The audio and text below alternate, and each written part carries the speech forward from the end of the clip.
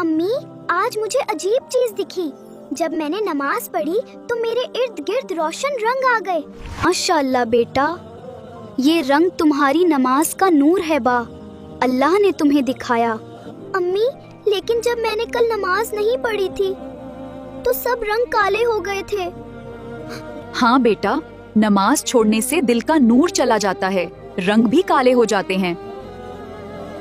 امی کیا یہ رنگ صرف میں دیکھ سکتی ہوں یا سب دیکھتے ہیں؟ بیٹا، یہ رنگ صرف نمازی لوگوں کو دکھتے ہیں. یہ اللہ کی خاص نعمت ہے. امی کیا الگ الگ نمازوں کے الگ الگ رنگ ہوتے ہیں؟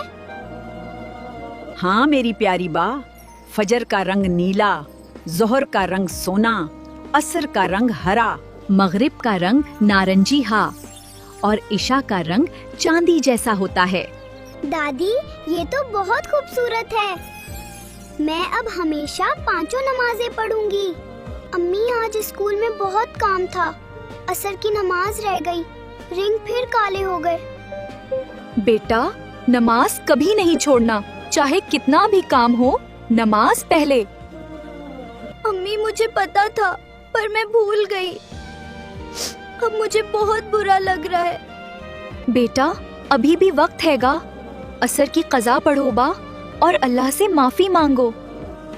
امی میں نے ابھی نماز پڑھی اور معافی مانگی. رنگ واپس آ گئے اور پہلے سے زیادہ روشن ہے. ماشاءاللہ میری بچی ہاں، اللہ نے معافی دیا، رنگ اور چمکدار ہو گئے توبہ کے بعد. دادی اب میں سمجھ گئی، نماز رنگ نہیں، صرف نماز دل کی روشنی ہے.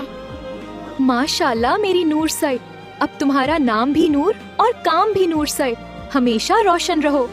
بیٹا 5 وقت کی نماز پڑھو، رنگ بھی روشن رہیں گے، دل بھی روشن رہے گا، زندگی بھی. دوستو نماز پڑھو 5 وقت، رنگ بھی روشن ہوں گے اور دل بھی اللہ تمہارا ہوگا.